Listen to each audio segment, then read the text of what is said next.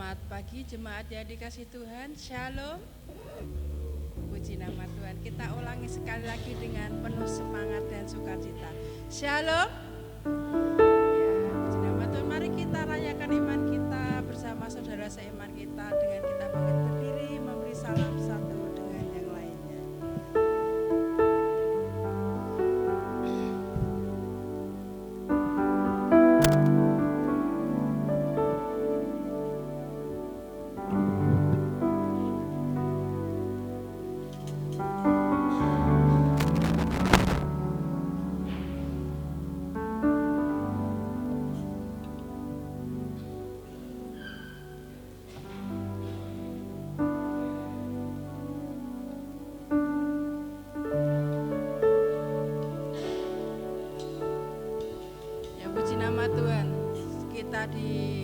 Dipertemukan di tempat ini pagi hari ini semua karena anugerah Tuhan, bukan karena kuat dan gagah kita. Dan kita diberkati Tuhan, semalaman sudah kita istirahat dan kita bangun pagi-pagi bersaat teduh dan tubuh kita bergerak dengan leluasa dan kita bisa menghirup udara yang segar dengan bebas tanpa kendala, semua karena anugerah Tuhan, bukan karena semata tubuh kita. Kita akan mulai ibadah kita di pagi hari ini. Kita akan pujikan satu pujian, anugerahmu mempesonaku.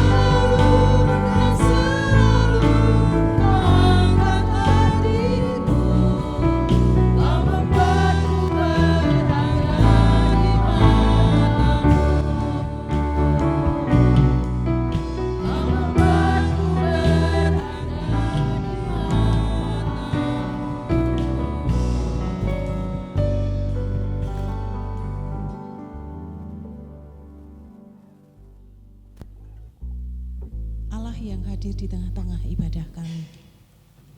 Kami sungguh mengucap syukur karena Tuhan memberi kesempatan kepada kami untuk merayakan iman bersama dengan saudara-saudari kami di ibadah raya di pagi hari ini. Kami ingin mempersembahkan pujian penyembahan kami ke dalam tangan kasih-Mu. Dan kami percaya lawatan-Mu yang akan menyegarkan tubuh, jiwa, dan roh kami. Untuk kami semakin semangat dan antusias di dalam pengiringan kami kepada Tuhan. Oleh karena itu kami ingin serahkan ibadah di pagi hari ini dengan satu pengakuan. Pertolongan kita adalah di dalam nama Tuhan, Sang Pencipta langit, bumi, dan segala isinya, yang dalam kasih dan kesetiaannya tidak pernah meninggalkan buah perbuatan tangannya. Kasih karunia dan damai sejahtera dari Allah Bapa, Putra, dan Roh Kudus menyertai saudara-saudari sekalian. Amin.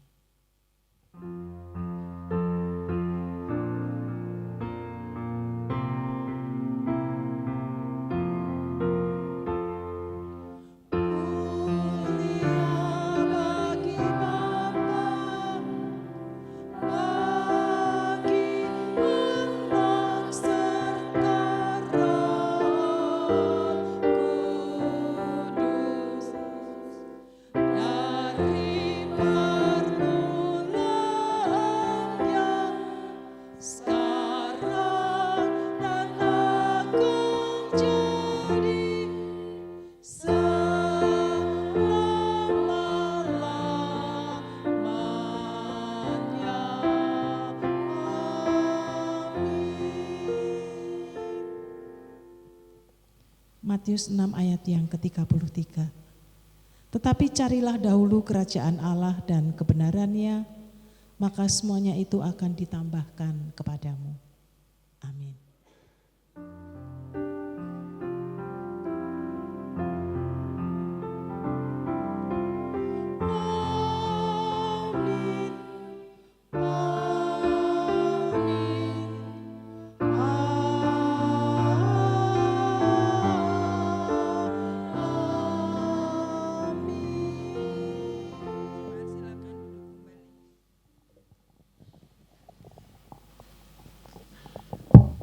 Bapak Ibu yang dikasihi Tuhan, kita mengucap syukur di pagi hari ini kita boleh bersama-sama beribadah, dan sepanjang bulan Mei kita terus merenungkan sebagai bagian dari orang-orang yang percaya ada tugas dan tanggung jawab yang kita harus lakukan, yaitu mewartakan Injil kabar sukacita kepada saudara-saudari kita.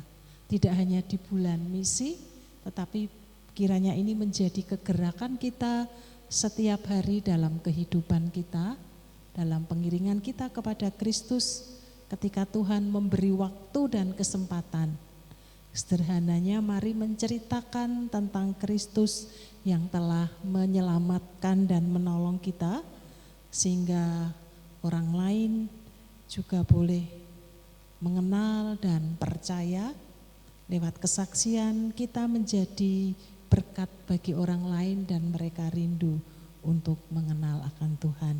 Dan jangan lupa bahwa di dalam doa, karena hanya ketika kita berdoa kepada Tuhan memohon Roh Kudus menolong kita, baik menyanggupkan kita maupun menolong orang-orang yang kita kasihi, mereka boleh mendapatkan anugerah keselamatan yang datangnya daripada Tuhan. Selamat beribadah dari keluarga Pak Musa yang pagi hari ini hadir bersama dengan keluarga, juga Bapak Bambang bersama dengan istri. Selamat datang beribadah di pagi hari ini. Kebaikan, kemurahan Tuhan menyertai Bapak Ibu saudara sekalian. Tuhan memberkati. Allah itu baik dalam setiap kehidupan kita. Sampai hal terkecil sekalipun Tuhan sediakan, bahkan Tuhan perhatikan dalam setiap kehidupan kita. Tuhan selalu selalu menyertai kita. Berkat Tuhan itu ada 3 hal. Saat kita minta, Tuhan kabulkan. Ada juga Tuhan tunda karena waktunya belum tepat. Ada juga diganti hal yang lebih baik, yang sesuai, yang terbaik bagi Tuhan untuk kehidupan kita. Jadi jika saat ini kita masih merasa, Tuhan kok mengabaikan ya, aku selama ini. Bukan mengabaikan, tapi Tuhan ingin lihat kesetiaan kita agar iman kita terus bertumbuh, berkembang dan berbuah lebat untuk kemuliaan Tuhan. Kita akan pujikan lagu ini, Allah itu baik.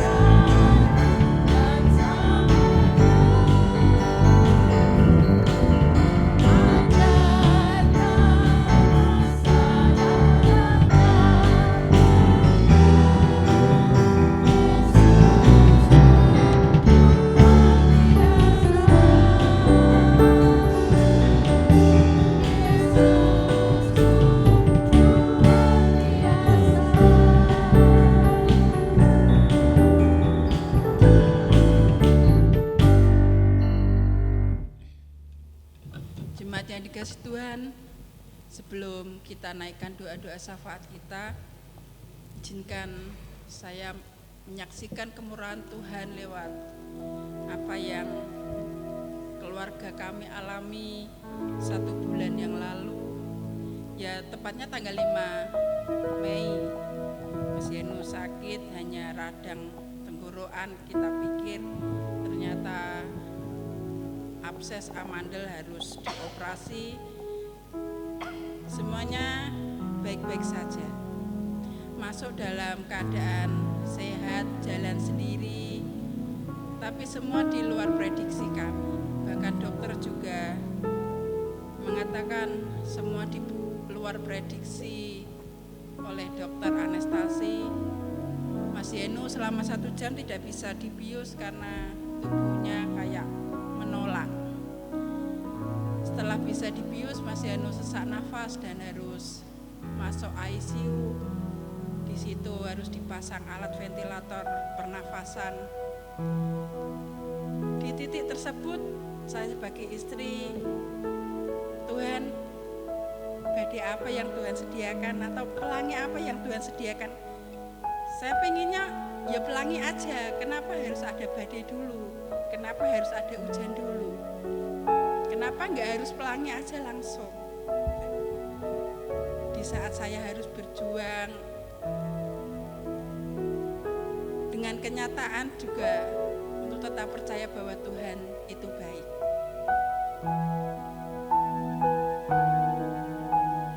Saya teringat satu pujian yang menguatkan saya bahwa Tuhan yang besar. Mas Yanu keluar dari ruangan selama 1,5 jam di luar prediksi yang harusnya 15 menit selesai, tapi 1,5 jam baru keluar dari ruang operasi, masuk ICU sehari semalam. Tuhan beri aku petunjuk-Mu jika Tuhan tidak meninggalkan aku. Lewat pujian Tuhan nyatakan mujizatnya. Kenapa kamu harus takut? Bukankah kamu punya Tuhan yang besar? Ada satu ayat yang menguatkan saya. Setiap kali saya baca Alkitab, saya hanya baca aja. Tapi di saat itu diperlukan Tuhan kayak ada sesuatu yang muncul mengingatkan saya. Yesaya 41 ayat yang ke-10. Janganlah takut sebab aku menyertai engkau, janganlah bimbang sebab aku ini Allahmu. Aku akan meneguhkan bahkan akan menolong engkau. Aku akan memegang engkau dengan tangan kananku yang membawa kemenangan. Itulah titik kekuatan saya untuk melawan rasa takut, melawan rasa khawatir akan hari depan. Bukan hanya hari depan tapi detik-detik berikutnya. Di ruang tunggu setiap ada mikrofon bunyi panggilan untuk keluarga, rasanya hati nggak karu-karuan, takut sewaktu-waktu dipanggil ada terjadi apa-apa pada Mas Yanu. Tapi puji Tuhan, Tuhan nyatakan kasih-Nya. Tuhan kabulkan doa kami, Mas Yanu boleh dipulihkan dan sehat kembali. Hingga saat ini boleh melayani Tuhan. Semua karena berkat kemurahan Tuhan. Bapak Ibu yang dikasihi Tuhan, inilah kesaksian yang saya alami beberapa waktu lalu. Waktu Mas Yanu sakit. Dan jika saat ini sudah jemaat mengalami pergumulan yang berat, jika masih belum menemukan jalan keluar, bukannya Tuhan tidak mengabulkan.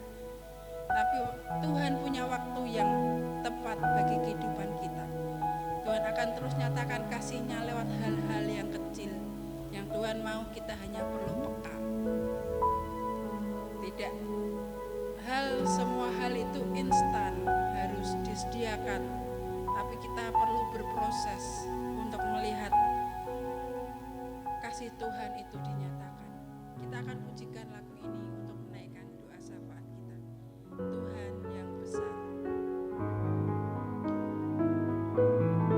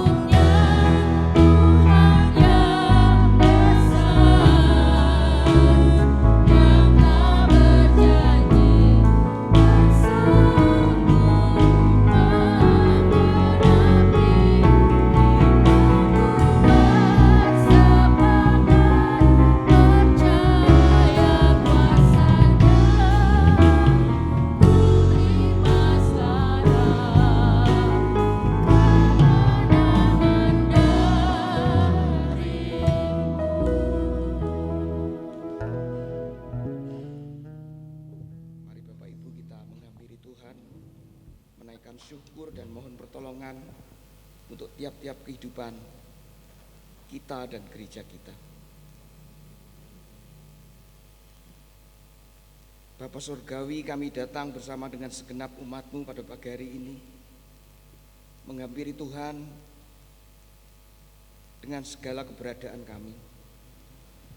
Kami mengucap syukur untuk pemeliharaan dan kasih-Mu, sekalipun kami menyadari Tuhan bahwa sering kami tidak menyadari hal ini.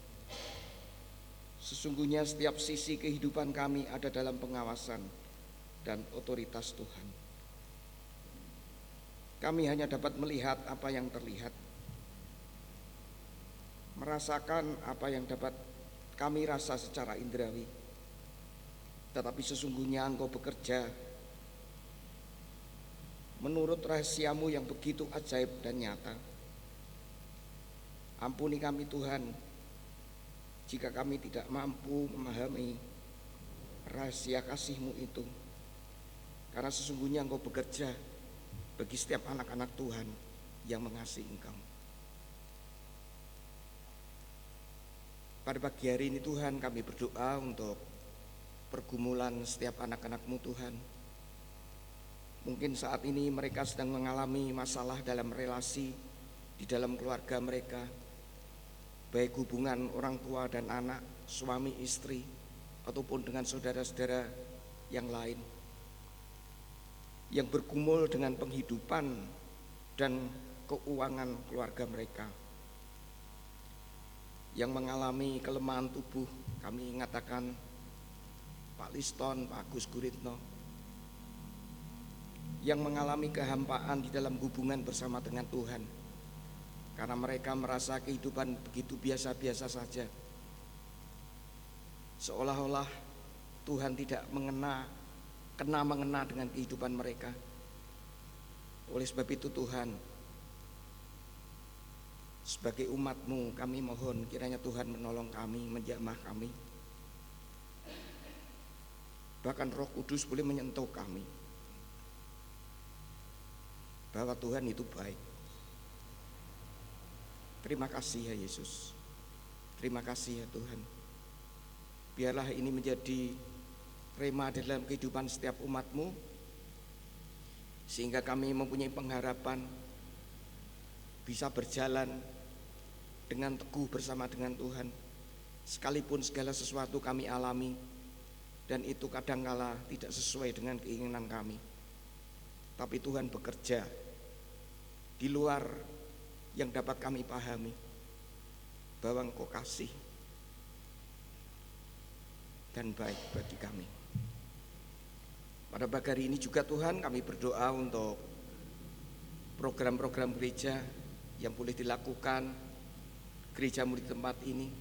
Sungguh satu kesempatan di mana kami sebagai umat dan jemaat-Mu dan gereja-Mu, Tuhan masih memberi kepercayaan dan kesempatan bagi setiap kami untuk melakukan pekerjaan ilahi, dan Tuhan menghargai setiap kami. Kami mengucap syukur untuk semuanya itu Tuhan, sehingga itu kami boleh lakukan sebagai wujud cinta kasih kami kepada Tuhan. Kami menyerahkan untuk kegiatan dalam jangka pendek yang harus dilakukan, khususnya di dalam kepanitiaan ulang tahun gereja dan bulan keluarga. Kami menyerahkan setiap anak-anak-Mu Tuhan. Biarlah hikmat dan marifat penyertaan-Mu menyertai setiap mereka, sehingga setiap acara yang boleh dipersiapkan sungguh-sungguh boleh memberikan pertumbuhan bagi setiap jemaat Tuhan, gereja-Mu di tempat ini. Bukan hanya sekedar aktivitas yang berlalu begitu saja, tapi betul-betul boleh menjadi pertumbuhan bagi setiap jemaat Tuhan.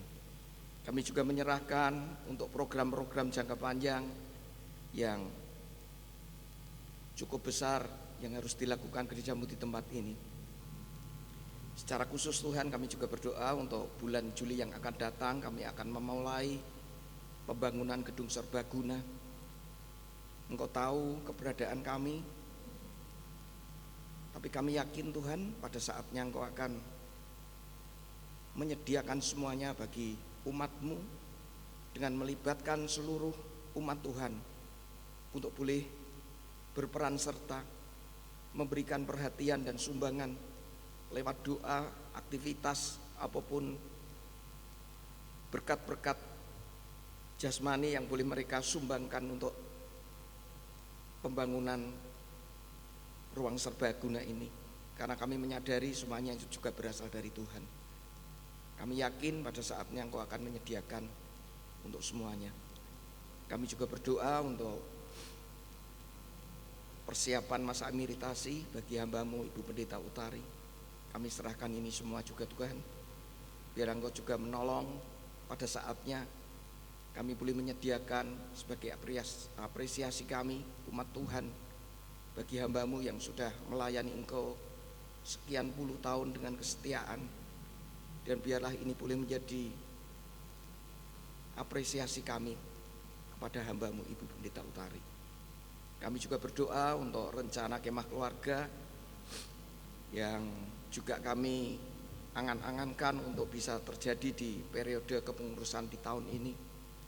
Kiranya juga Tuhan boleh menyediakan segala sesuatunya, hikmat-Mu menyertai panitia, sehingga apa yang dipersiapkan boleh Tuhan berkati. Dan juga boleh lewat acara ini Tuhan, kami sebagai umat Tuhan, khususnya di GKMI Bang Sri, boleh mengalami kehidupan yang semakin dekat dan berkenan kepada Tuhan. Kami juga berdoa Tuhan untuk rencana pencarian hamba Tuhan. Kami mengucap syukur untuk tahap yang boleh kami lakukan, khususnya ketika kami menjajaki anak-Mu, hamba-Mu, saudara Yonatan di tempat ini. Biarlah segala sesuatu Tuhan sesuai dengan kehendak-Mu berlangsung dengan baik. Bahkan kami berdoa supaya hubungan dan kerjasama ini boleh berlanjut sampai pada saatnya hamba-Mu boleh ditempatkan sebagai hamba Tuhan yang melanjutkan estafet kepemimpinan gereja-Mu di tempat ini. Oleh sebab itu kami mohon kelengkapan yang daripada Tuhan bagi hamba-Mu. Tuhan memberi kasih karunia, marifat, cinta Tuhan, cinta umat, mengasihi Tuhan dengan sungguh-sungguh, semata-mata berpedoman kepada kebenaran Alkitab sendiri. Karena di tengah-tengah pengajaran-pengajaran yang berkembang di dunia yang begitu dapat menyesatkan setiap kami. Oleh sebab itu kami mohon pimpinan Tuhan untuk hamba-Mu untuk boleh mempersiapkan segala sesuatunya. Terima kasih Tuhan Yesus. Terima kasih Tuhan. Pada pagi hari ini juga Tuhan kami berdoa untuk visi dan misi gereja kami, untuk boleh menjadi umat dan gereja yang menjadi murid Kristus. Kami sadar Tuhan, kami sering terjebak di dalam kehidupan mengikut Engkau hanya sekedar sebagai orang yang beragama. Mungkin kami cukup setia untuk datang ke gereja, bahkan mungkin kami sudah terlibat di dalam pelayanan. Tetapi bukan itu saja yang kami butuhkan Tuhan. Kami ingin mempunyai relasi yang mendalam dan benar bersama-sama dengan Tuhan. Oleh sebab itu kami menyerahkan pengurus dan gereja-Mu tempat ini untuk juga boleh lewat hikmat Tuhan dan pertolongan Roh Kudus boleh membawa setiap umat-Mu untuk semakin mengasihi Tuhan, semakin mempunyai relasi yang kuat dan akrab, dan Roh Kudus tinggal di dalam setiap kehidupan umat-Mu, sehingga umat-Mu boleh mengerti apa yang menjadi kehendak Tuhan di dalam kehidupan setiap mereka. Terima kasih Tuhan Yesus. Pada pagi hari ini juga Tuhan, kami berdoa untuk gerakan nasional negara kami Indonesia, untuk berdoa bagi bangsa dan negara kami. Di tengah kesulitan-kesulitan, baik pengaruh dunia luar maupun keadaan dalam dari bangsa dan negara kami sendiri, kami menyerahkan bangsa ini. Kiranya Engkau boleh menyelamatkan bangsa kami. Biarlah Tuhan boleh mengendalikan para pemimpin kami menjadi pemimpin yang kembali kepada cita-cita awal di mana mereka dipilih untuk boleh menjadi pemimpin, untuk mensejahterakan, untuk boleh melindungi setiap masyarakat dan rakyat. Oleh sebab itu hanya Roh Kudus-Mu sendiri, hanya Tuhan sendiri yang dapat menolong mereka untuk boleh mencintai bangsa dan negara kami ini dengan benar. Secara khusus Tuhan, kami berdoa untuk anak-anak-Mu yang duduk di pemerintahan, mulai dari aparat yang paling bawah maupun sampai yang di atas. Biarlah hikmat, teladan, dan penyertaan Tuhan boleh menyertai mereka, sehingga mereka juga boleh menjadi suri teladan bagi dunia luar, khususnya bangsa dan negara kami Indonesia. Pada akhirnya Tuhan, kami mau serahkan ibadah kami pada pagi hari ini. Kami mengucap syukur untuk segala pujian dan mungkin persembahan yang akan kami berikan nanti, ataupun doa-doa syafaat yang dinaikkan oleh umat-Mu. Dan terlebih Tuhan, untuk kebenaran firman Tuhan yang akan disampaikan oleh hamba-Mu, Saudara Yonatan. Secara khusus Tuhan, urapi dengan kuasa Roh Kudus-Mu, sehingga lewat hamba-Mu isi hati Tuhan boleh tersampaikan kepada setiap kami, umat Tuhan, pada pagi hari ini. Terima kasih Tuhan. Kami menyerahkan semua doa-doa syafaat kami, dan kami juga mau tutup seperti Tuhan mengajar berdoa kepada kami di dalam doa Bapa kami. Bapa kami yang di surga, dikuduskanlah kiranya nama-Mu, datanglah kerajaan-Mu, jadilah kehendak-Mu di bumi seperti di surga. Berikan kami pada hari ini makanan kami yang secukupnya, dan ampunilah kami akan kesalahan kami, seperti kami juga mengampuni orang yang bersalah kepada kami. Dan janganlah bawa kami ke dalam cobaan, tetapi lepaskanlah kami daripada yang jahat. Karena Engkau yang punya kerajaan dan kuasa dan kemuliaan sampai selama-lamanya. Amin.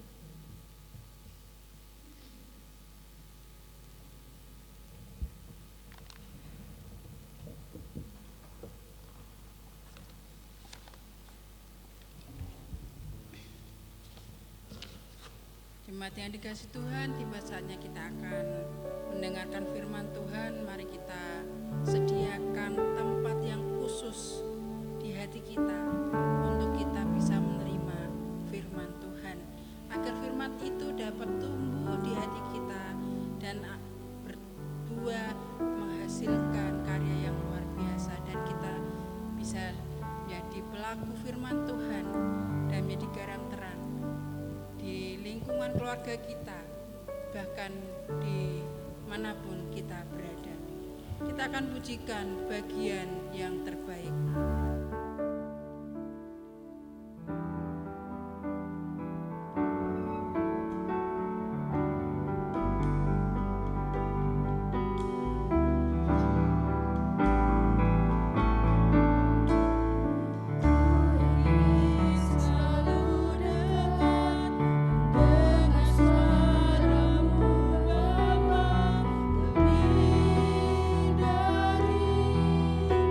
Segala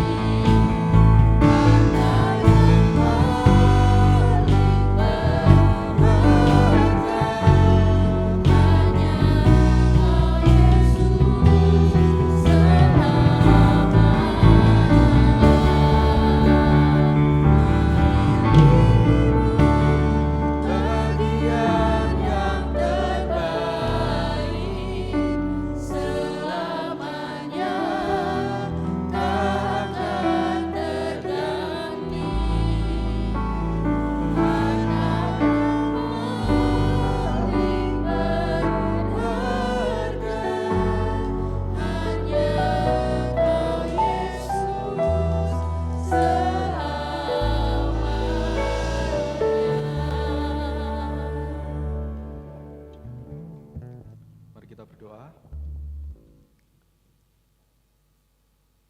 Tuhan Yesus, terima kasih. Kami mengucap syukur di tengah segala kesibukan kami di sepanjang pekan ini. Kami boleh masih bersama-sama hadir di tempat ini, Tuhan. Kami boleh bersama-sama duduk, kami memuji, memuliakan nama-Mu, Tuhan. Kami mengucap syukur, Tuhan, kalau sebentar lagi pun Tuhan juga memberikan kesempatan kepada setiap kami untuk kami mendengarkan suara Tuhan lewat firman yang bersama-sama akan kami renungkan. Biarlah Tuhan secara khusus memberkati hamba-Mu yang akan menyampaikan firman-Mu ini. Biarlah urapan Tuhan, roh Tuhan, hikmat Tuhan memperlengkapi hamba-Mu, sehingga semua yang diucapkan benar-benar berasal dari Engkau saja, Tuhan. Terima kasih Tuhan, biarlah Engkau juga memberkati setiap kami yang mendengarkan. Biarlah Tuhan juga yang mengurapi setiap kami, Tuhan yang membukakan hati kami, pikiran kami, sehingga ketika kami pulang dari tempat ini, Tuhan, kami tidak pulang dengan tangan kosong, tetapi kami pulang dengan satu berkat firman Tuhan. Kami pulang, kami boleh menjadi garam yang memberikan rasa, kami boleh menjadi terang di tengah kegelapan, dan kami boleh menjadi teladan-teladan yang baik di dalam kehidupan setiap kami. Terima kasih Tuhan Yesus, kami menyerahkan pemberitaan firman Tuhan kami di pagi hari ini sepenuhnya hanya ke dalam tangan-Mu. Haleluya, amin.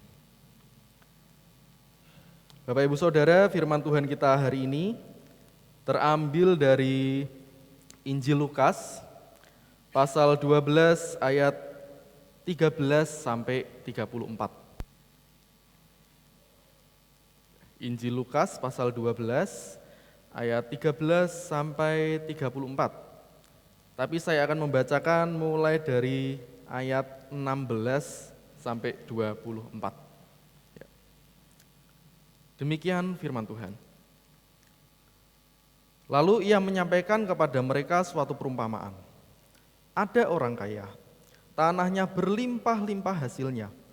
Ia bertanya dalam hatinya, apakah yang harus aku perbuat, sebab aku tidak mempunyai tempat di mana aku dapat menyimpan hasil tanahku. Lalu katanya, inilah yang akan aku perbuat. Aku akan merombak lumbung-lumbungku dan aku akan mendirikan yang lebih besar, dan aku akan menyimpan di dalamnya semua gandum dan harta bendaku. Sesudah itu, aku akan berkata kepada jiwaku, jiwaku, engkau memiliki banyak harta, tertimbun untuk bertahun-tahun lamanya. Beristirahatlah, makanlah, minumlah, dan bersenang-senanglah. Tetapi Allah berfirman kepadanya, hai engkau orang bodoh, pada malam ini juga jiwamu akan diambil darimu, dan apa yang telah kau sediakan untuk siapakah itu nanti? Demikianlah jadinya dengan orang yang mengumpulkan harta bagi dirinya sendiri, tetapi tidak kaya di hadapan Allah. Ayat 22, Yesus berkata kepada murid-muridnya, karena itu aku berkata kepadamu, janganlah khawatir tentang hidupmu, mengenai apa yang hendak kamu makan, dan janganlah khawatir tentang tubuhmu, mengenai apa yang hendak kamu pakai. Sebab hidup itu lebih daripada makanan dan tubuh itu lebih daripada pakaian. Perhatikanlah burung-burung gagak yang tidak menabur, tidak menuai, dan tidak mempunyai gudang atau lumbung, namun Allah memberi mereka makan.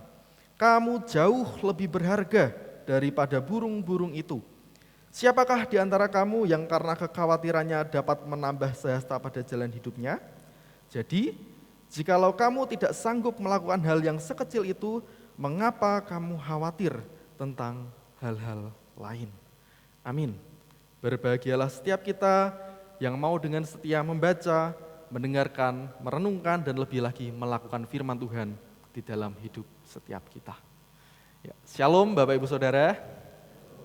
Ya, selamat pagi bagi kita semua. Ya, puji nama Tuhan. Bapak Ibu, hari ini kita masuk di minggu terakhir bulan misi. Ya, hari terakhir juga di bulan Mei, ya, tanggal 31.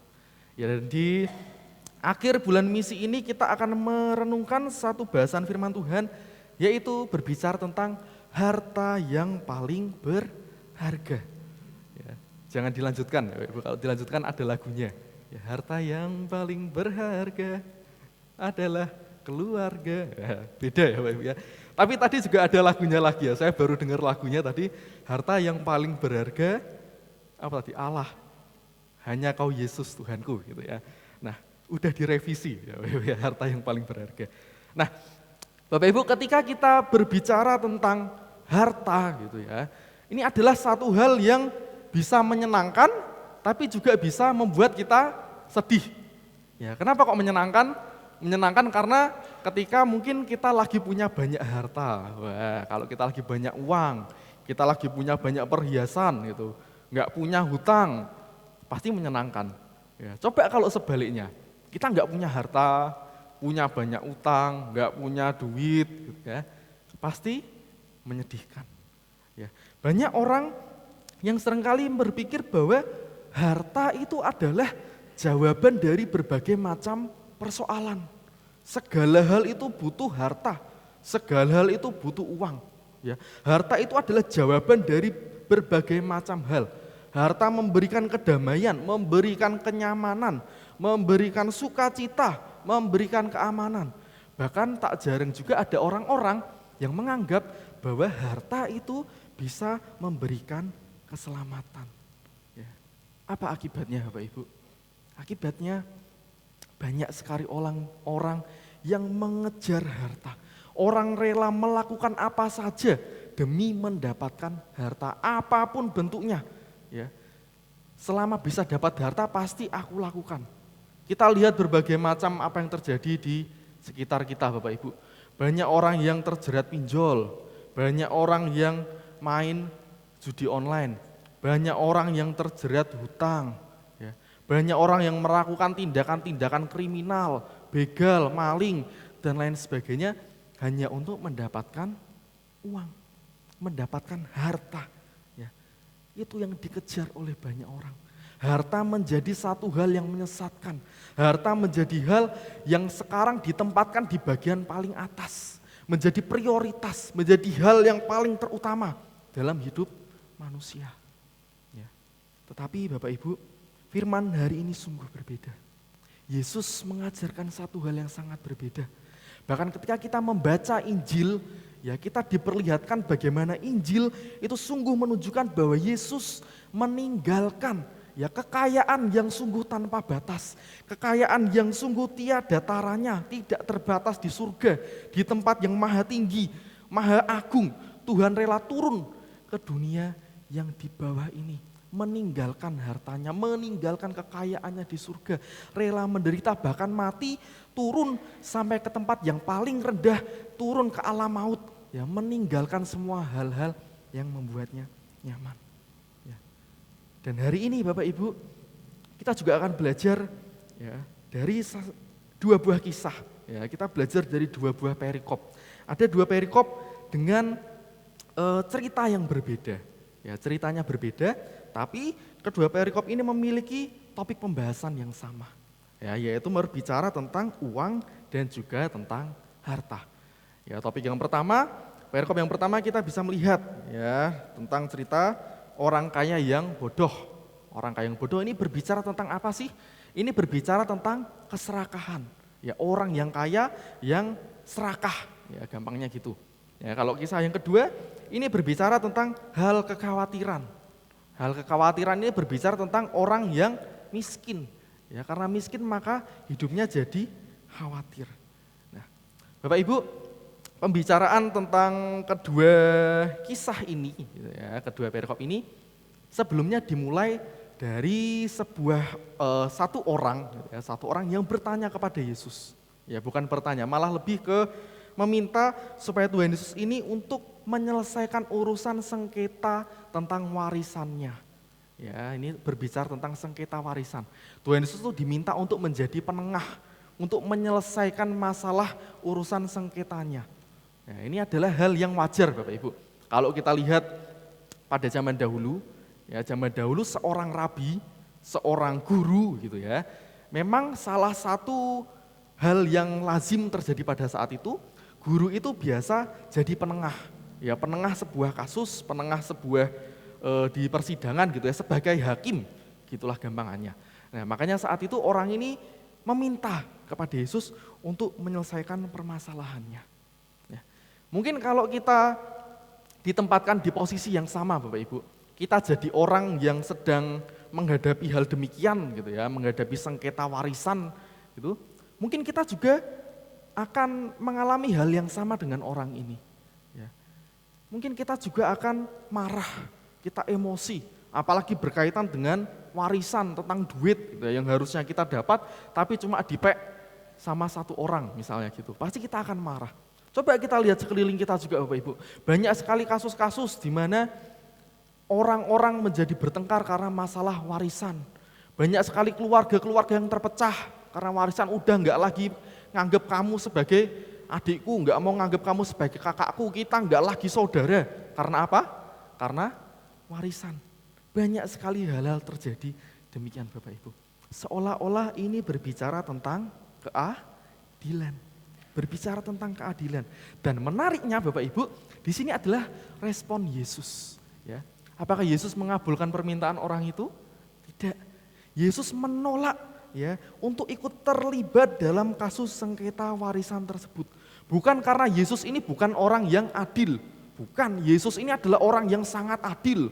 Dia adalah orang yang paling adil di tengah dunia ini. Adil terhadap orang-orang miskin, terhadap orang-orang terpinggirkan, terhadap janda-janda, terhadap semua orang. Yesus adalah orang manusia yang paling adil. Tetapi bukan karena Yesus tidak melihat keadilan, tetapi karena Yesus melihat ada satu persoalan, ada satu hal yang lebih mendasar, ada satu hal yang lebih penting, ya, yaitu berbicara tentang hati, berbicara tentang keserakahan. Ya, itulah mengapa pada bagian yang pertama ini kita melihat bahwa Tuhan Yesus memberikan satu perumpamaan tentang orang kaya yang bodoh. Orang kaya yang bodoh. Kenapa orang ini bisa jadi kaya Bapak Ibu? Orang ini bisa jadi kaya karena dia punya tanah yang berlimpah. Punya hasil tanah yang berlimpah-limpah. Suksesnya karena hasil kerja kerasnya. Suksesnya bukan juga karena hasil dari ilegal gitu ya. Dari hal yang tidak benar, bukan. Dari hasil yang legal, karena kerja kerasnya, tanahnya yang berlimpah-limpah. Makanya dia bisa jadi orang sukses, bisa jadi orang yang kaya. Ya.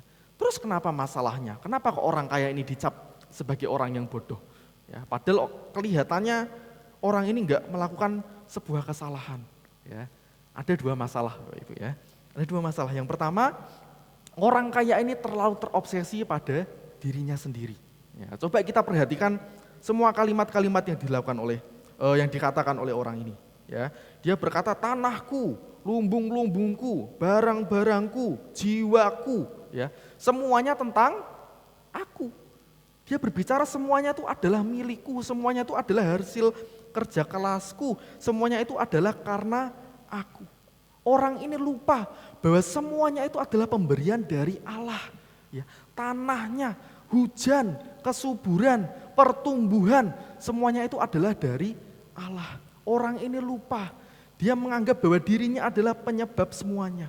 Padahal kita tahu Bapak Ibu, ya apa yang dikatakan firman Tuhan bahwa Tuhanlah yang empunya bumi serta segala isinya dan dunia serta yang diam di dalamnya.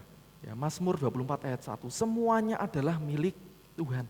Tetapi orang ini menganggap bahwa semuanya itu adalah milikku. Semuanya ini tentang aku. Semuanya ini karena aku. Ya, orientasinya kepada dirinya sendiri. Ya, masalahnya yang pertama. Ya, masalahnya yang kedua, orang ini menggantungkan damai sejahteranya pada harta.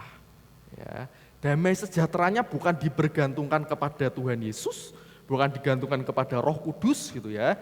Sebagai orang percaya, hidup kita, damai sejahtera kita itu berasal dari Roh Kudus, dari Tuhan, dari Yesus. Ya. Tetapi orang ini beda.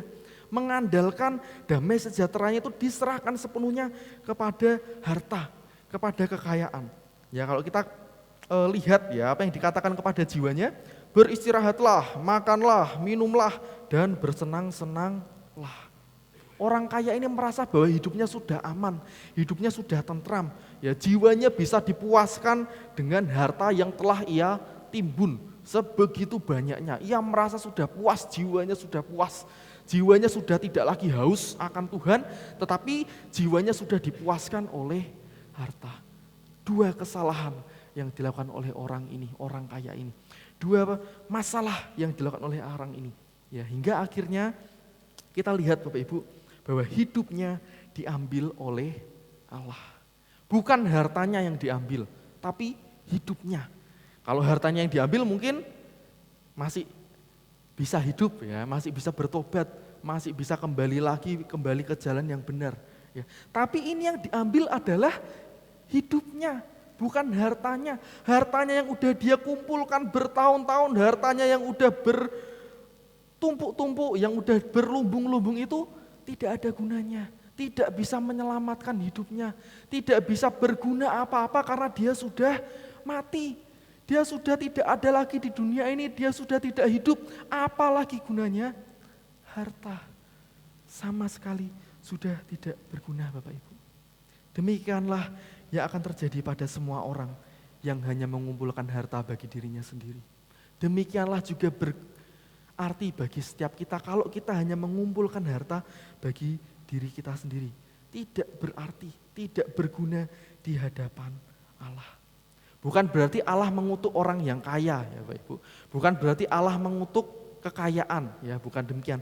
Tetapi yang dikutuk oleh Allah adalah ketika kekayaan itu telah menguasai hati manusia.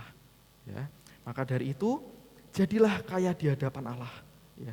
Tidak ada larangan untuk menjadi kaya di dunia. Ya, enggak ada larangan Bapak Ibu ya. Tetapi ya jangan pernah kita lupa untuk kita mengejar kekayaan kita di hadapan Allah.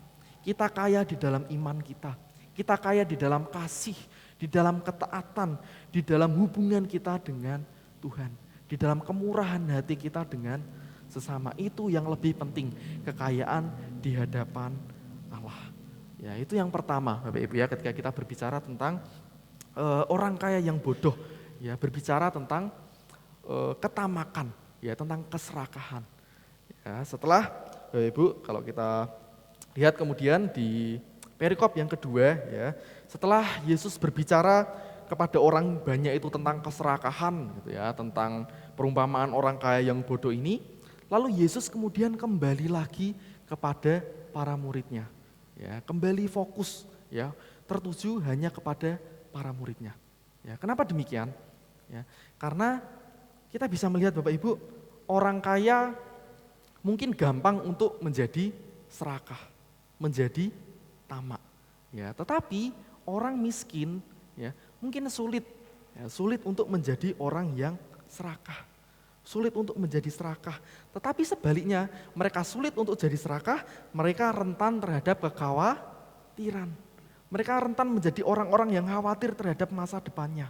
Ya, karena itu saat itu Yesus memanggil para muridnya supaya mereka tidak khawatir terhadap hidup dan juga tubuhnya. Tuhan Yesus berkata bahwa hidup dan tubuh itu lebih penting dari makanan dan pakaian. Kalau Tuhan saja bisa memberikan hal yang paling besar yaitu hidup dan tubuh gitu ya, maka tidak mungkin ia tidak akan menolak memberikan hal yang paling kecil. Hal yang paling kecil yaitu pakaian dan juga makanan. Ya. Kita lihat bagaimana burung gagak ya, di sini diceritakan oleh Tuhan. Burung gagak itu apa sih Bapak Ibu?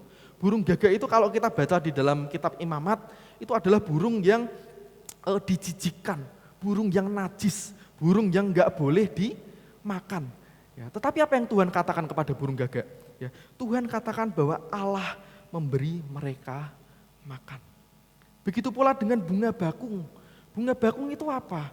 Bunga bakung itu bunga yang tumbuh secara liar di padang. Bunga yang tumbuh tanpa bekerja keras. Tetapi apa yang Tuhan katakan? Keindahannya melebihi kemegahan Raja Salomo. Apalagi kita, apalagi manusia. Nilainya jauh melebihi burung gagak yang najis. Nilainya jauh melebihi bunga liar yang ada di padang. Tuhan jauh mengasihi kita daripada kedua hal ini. Kita adalah manusia yang diciptakan menurut gambarnya, serupa dan segambar dengan Tuhan. Lalu untuk apa kita khawatir Bapak Ibu? Kenapa kita harus merasa cemas? Kenapa kita harus merasa takut?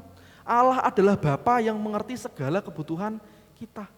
Allah adalah Bapa yang mengerti apa yang kita perlukan, apa yang kita butuhkan. Semuanya sudah disediakan oleh Allah Bapa. Ya, maka carilah dahulu kerajaan Allah dan semuanya akan ditambahkan kepadamu. Ayat 31. Ya. Ini bukanlah seruan teologi kemakmuran, ya Bapak Ibu. Seringkali ayat ini disalah artikan. Ya, ketika kamu mencari kerajaan surga, kerajaan Allah, maka kamu akan menjadi orang yang kaya raya, hartamu akan berlimpah, kamu akan menjadi orang yang benar-benar memiliki harta tak terbatas, ya misalnya demikian. Ini bukan berbicara tentang hanya kemakmuran soal harta, bukan soal teologi kemakmuran, tetapi ini adalah janji pemeliharaan Tuhan. Tuhan berjanji akan mencukupkan kebutuhan kita. Kebutuhan hidup kita itu ada di tangan Bapa. Ya. Bukan juga berarti bahwa Tuhan Yesus ini sedang mendiskreditkan uang, sedang merendahkan harta, mengatakan bahwa harta itu adalah satu hal yang tidak berarti, gitu ya. Bukan demikian Bapak Ibu ya. Bahkan kalau kita lihat di ayat 30 gitu ya, dikatakan bahwa padahal Bapamu tahu bahwa kamu memerlukannya. Bapa tahu bahwa kita itu butuh uang, butuh harta. Ya. Bahkan Tuhan Yesus sendiri ketika di masa pelayanannya pun dia juga butuh uang. Ya. Tuhan Yesus ditopang oleh orang-orang yang mendukungnya secara ekonomi. Ada Maria Magdalena, ada Yohana, ada Susana, ya ada orang-orang lain. Bahkan di tengah para muridnya pun juga ada bendahara yang khusus untuk mengatur keuangan. Semuanya butuh uang, hidup kita butuh uang, bahkan pelayanan kita pun Bapak Ibu juga butuh uang.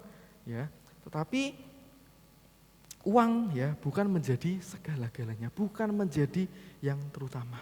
Ya, dan di akhir perkataan Tuhan Yesus berkata, jualah segala milikmu dan berikanlah sedekah. Apa maksudnya ini Bapak Ibu? Jualah segala milikmu. Wah, apakah Tuhan maksudnya pengen kita jadi orang miskin? Apakah Tuhan pengen supaya kita nggak punya harta lagi, nggak punya uang lagi, kita jadi orang terlantar gitu? Ya, bukan demikian Bapak Ibu ya. Tetapi ini adalah tuntutan, ya tuntutan supaya hati kita Bapak Ibu ini bebas dari keterikatan materi. Supaya kita peduli sama orang-orang lain. Kita peduli kepada orang-orang yang betul-betul membutuhkan sedekah. Kita menjadi orang-orang yang penuh dengan kemurahan hati. Kita mau memberi, tidak menjadi orang yang tamak menjadi serakah gitu ya. Tetapi kita juga peduli kepada orang-orang di sekitar kita. Karena di mana hartamu berada, di situ juga hatimu berada. Ketika kita memberikan harta kita kepada orang-orang yang terpinggirkan, berarti hati kita ada bersama-sama dengan mereka. Ketika harta kita mungkin kita berikan untuk mendukung pelayanan, maka hati kita pun juga ada untuk pelayanan. Ketika harta kita diberikan untuk siapapun itu, diberikan untuk apapun itu, maka hati kita juga ada di situ. Kita ikut mendukung segala yang dibutuhkan Bapak Ibu. Ya. Maka kedua perikop ini membongkar keberhalaan materi ke dalam dua bentuk Bapak Ibu. Ya, perikop yang pertama ini berbicara tentang bagi yang berkelimpahan, bagi yang penuh dengan keserakahan, bagi yang hidupnya selalu ingin lebih banyak, ya, merasa bahwa keamanan hidupnya itu dijamin dengan harta yang melimpah. Ya. Tetapi yang kedua ini juga berbicara kepada orang-orang yang berkekurangan, kepada orang-orang yang khawatir terhadap apa yang terjadi ke depan, selalu takut bahwa hidupnya ini mungkin tidak akan cukup, mengira bahwa Allah ini tidak mampu untuk memelihara hidup mereka. Ya. Kedua sikap ini adalah sikap yang bersumber pada satu hal yang sama, pada akar yang sama, yaitu kegagalan, ketiadaan iman. Ya. Gagal untuk mengaku bahwa Allah adalah Bapa yang sanggup memelihara hidup manusia. Ya. Karena itu Bapak Ibu, Yesus memanggil setiap kita untuk merdeka dari ilusi materi. Ya. Yesus memanggil kita terbebas dari sifat-sifat materialistis. Kita terbebas dari semua sifat-sifat itu dan mendahulukan kerajaan Allah lewat hidup yang murah hati. Ya, ini yang penting bagi kita. Keserakahan dan juga kekhawatiran. Dua hal yang tidak perlu Bapak Ibu. Dua hal yang berakar pada hal yang sama. Kita gagal memahami bagaimana kasih Allah yang sanggup memelihara hidup setiap kita. Ya. Oleh karena itu, Bapak Ibu dan Saudara yang saya kasihi, ya. Lalu apa kaitannya kisah ini dengan misi? Ya. Hari ini, ya bulan ini kita masuk ke akhir-akhir misi. Ya, apa kaitannya hal ini dengan misi? Ya, kita lagi berbicara tentang misi, tapi kok hubungannya tentang uang, ya, tentang harta. Apa kaitannya harta ini dengan misi? Gitu ya. Ada 3 hal Bapak Ibu yang bisa kita perhatikan tentang perkaitannya antara harta dengan misi. Ya, yang pertama, harta memang bukan tujuan hidup kita. Ya, harta memang bukan prioritas hidup kita. Ya, tetapi harta itu adalah bahan bakar. Ya, bahan bakar untuk bermisi. Satu hal yang penting, satu hal yang dibutuhkan untuk bermisi. Dari orang kaya kita belajar bahwa orang kaya ini melakukan satu hal yang sangat fatal. Ya, melakukan satu kesalahan. Dia menimbun harta kekayaannya, menimbun lumbung kekayaannya hanya bagi dirinya sendiri. Ya, tetapi dalam perspektif misi, ketika kita diberikan berkat finansial yang melimpah, maka tujuannya bukan hanya sekedar untuk menaikkan standar hidup kita. Tujuannya bukan hanya sekedar untuk menaikkan gaya hidup kita, ya, pola hidup kita menjadi berfoya-foya, ya, bukan untuk demikian. Tetapi ketika Allah memberkati kita dengan berkat finansial yang melimpah, maka itu untuk menaikkan standar kita untuk memberi. Ya, ini penting Bapak Ibu ya. Bukan untuk menaikkan standar hidup kita, tetapi untuk menaikkan standar bagaimana kita bisa memberi. Ya. Kekayaan yang dititipkan Allah adalah alat untuk mendukung pengutusan. Adalah alat yang dibutuhkan untuk mendukung misionaris, mendukung pos-pos pelayanan baru. Ya, sehingga lewat berkat-berkat yang kita terima Bapak Ibu, Injil dapat diberitakan. Ya. Kemudian yang kedua, ya, apa kaitannya harta dengan misi Bapak Ibu? Yang kedua yaitu kemerdekaan dari rasa khawatir adalah kunci dari fleksibilitas misi. Ya. Rasa bebas dari kekhawatiran itu adalah satu hal yang sangat penting. Bagaimana seseorang itu bisa untuk bermisi. Ya. Yesus meminta para murid untuk tidak khawatir terhadap apa yang mereka makan, apa yang mereka minum, apa yang mereka pakai. Ya. Kekhawatiran finansial adalah satu hal yang menjadi penghambat bagi hidup seorang manusia. Menjadi penghambat bagi seseorang untuk merespon panggilan misi. Banyak orang-orang yang dipanggil untuk menjalankan misi, untuk mengabarkan Injil. Banyak orang-orang yang menunda, menolak ladang-ladang untuk bermisi. Karena apa? Karena takut akan masa depan. Takut nanti ke depannya bagaimana. Takut nanti ke depannya ditaruh di tempat-tempat yang sulit untuk mendapatkan makanan, ya, sulit untuk mendapatkan akses-akses yang bisa seharusnya layak untuk didapatkan. Ada kekhawatiran, Ibu. Ada kekhawatiran finansial yang membuat manusia menjadi takut akan masa depan. Ya, karena itu, ya, dalam kekhawatiran ini Yesus hendak mengatakan bahwa Allah yang mengutus setiap manusia adalah Allah yang sanggup memelihara. Allah yang mengutus manusia juga adalah Allah yang sanggup untuk menyediakan. Ya, jadi kekhawatiran, ya, ketika kita hidup tanpa kekhawatiran, maka fleksibilitas misi dapat berjalan dengan baik.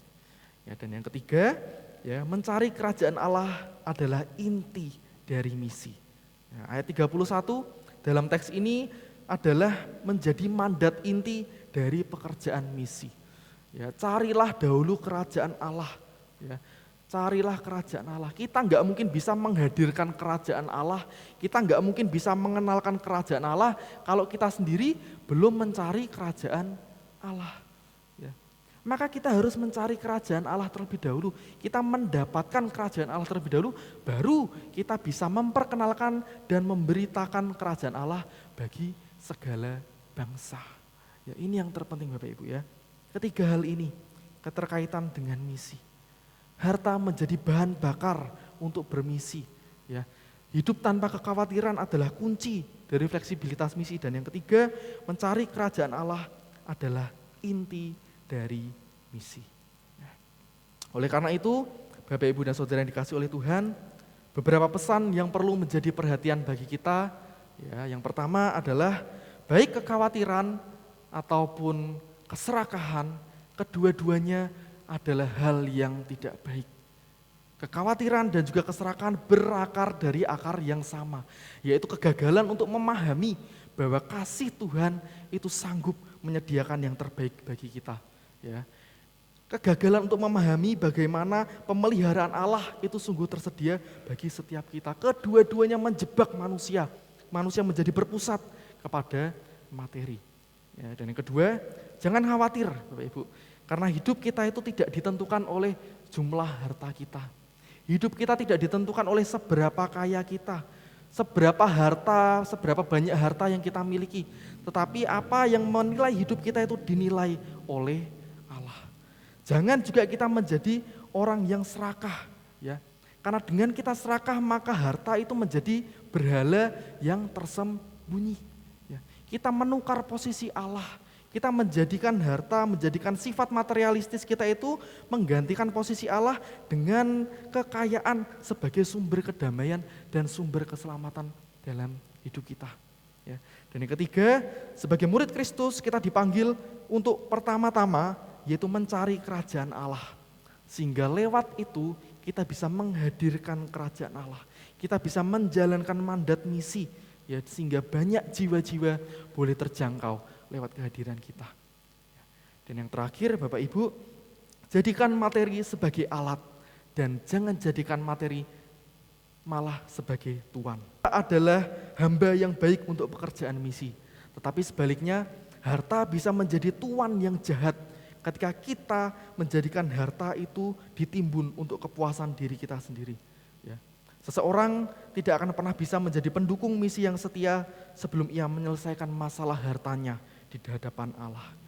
Oleh karena itu, mari Bapak Ibu, jadilah kaya, bukan hanya di hadapan manusia, bukan hanya di tengah dunia ini, tapi marilah kita menjadi kaya di hadapan Allah. Dan jadikanlah harta sebagai hamba bagi pekerjaan misinya, bukan menjadi tuan atas iman kita. Amin. Mari bersama-sama kita bersatu di dalam doa.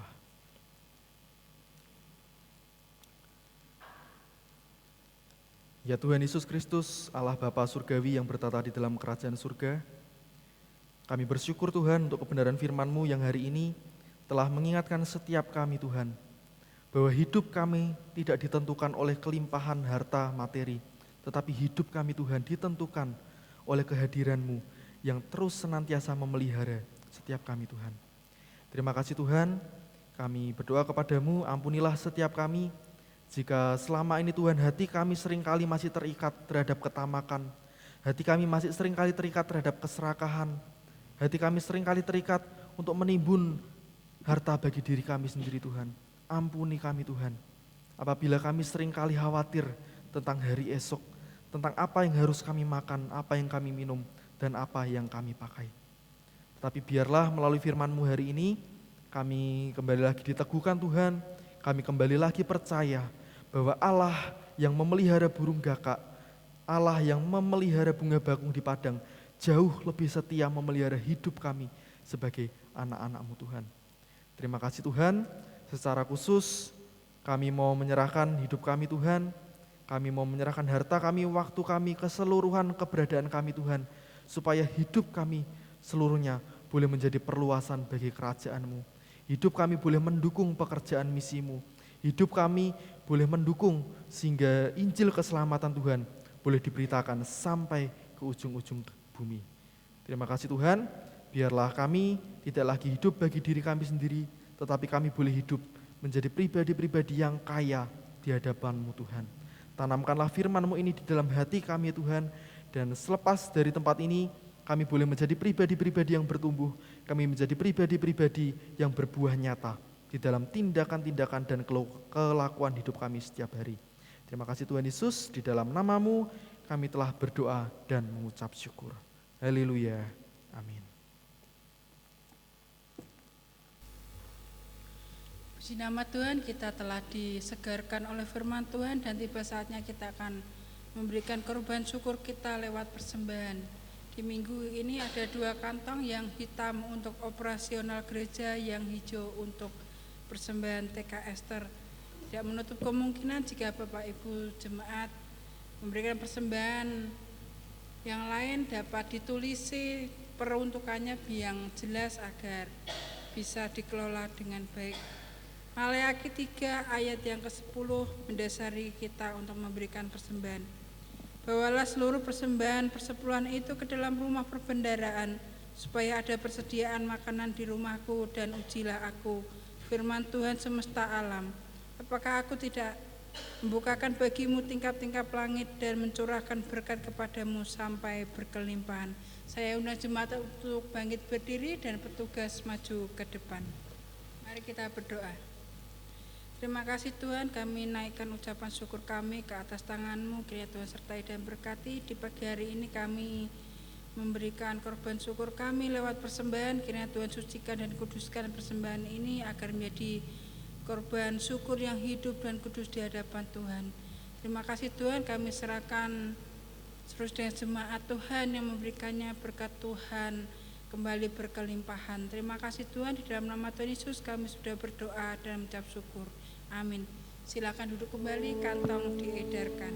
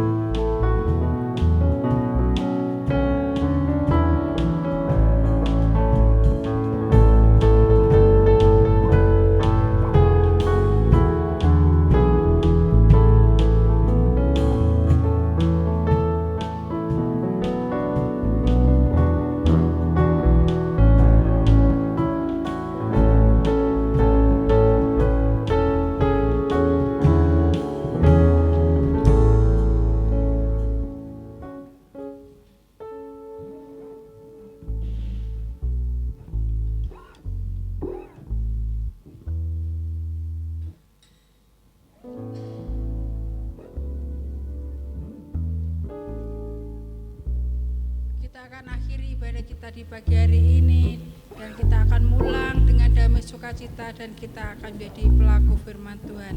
Kita akan pujikan, marilah kita bernyanyi.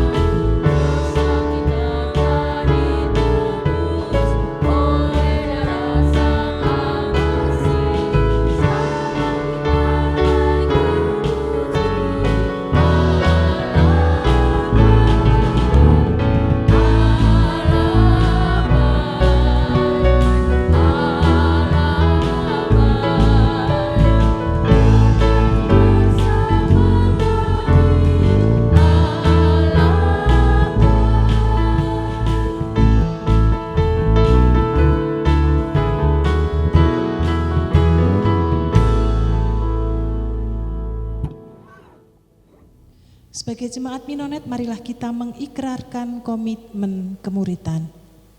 Kami bersaksi bahwa tidak seorang pun dapat sungguh-sungguh mengenal Kristus, kecuali ia mengikutinya setiap hari dalam kehidupan. Bersama dengan segenap orang percaya di segala tempat dan sepanjang abad, marilah kita mengucapkan pengakuan iman kita. Aku percaya kepada Allah, Bapa yang Maha Kuasa, Khalik langit dan bumi, dan kepada Yesus Kristus anaknya yang tunggal Tuhan kita, yang dikandung daripada Roh Kudus, lahir dari anak darah Maria, yang menderita sengsara di bawah pemerintahan Pontius Pilatus, disalibkan, mati dan dikuburkan, turun ke alam maut. Pada hari yang ketiga bangkit pula dari antara orang mati, naik ke surga, duduk di sebelah kanan Allah, Bapa yang Maha Kuasa, dan dari sana ia akan datang kembali untuk menghakimi orang yang hidup dan yang mati.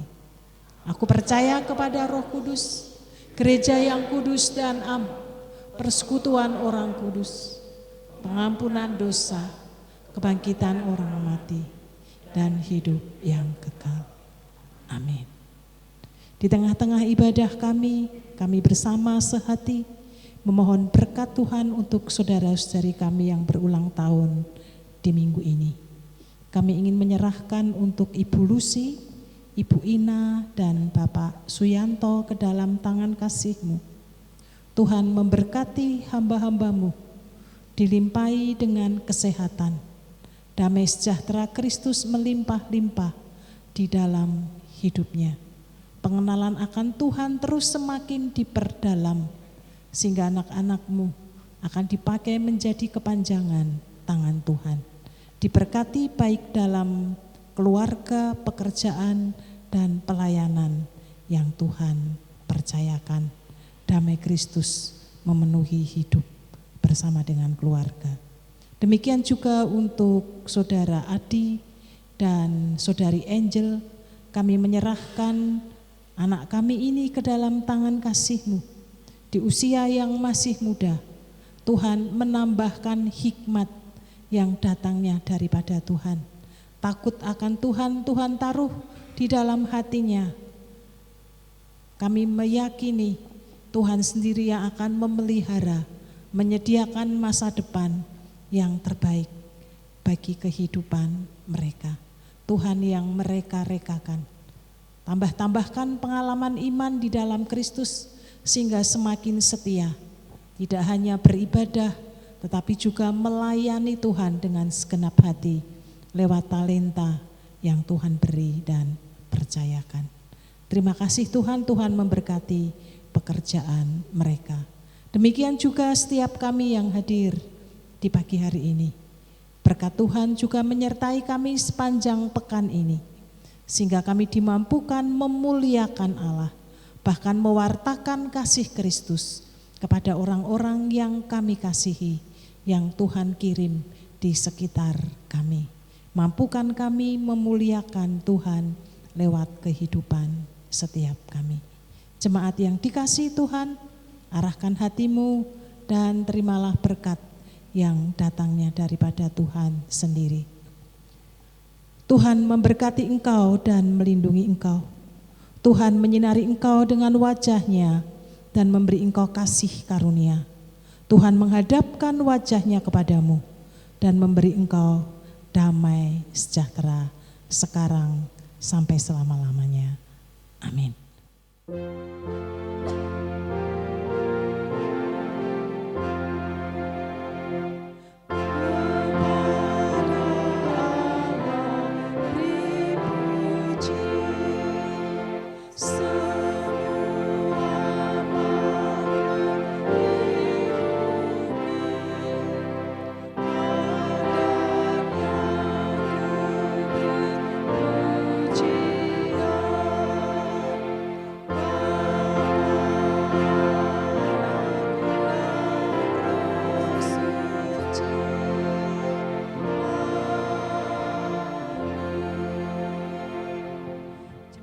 Silakan duduk dan bersaat teduh.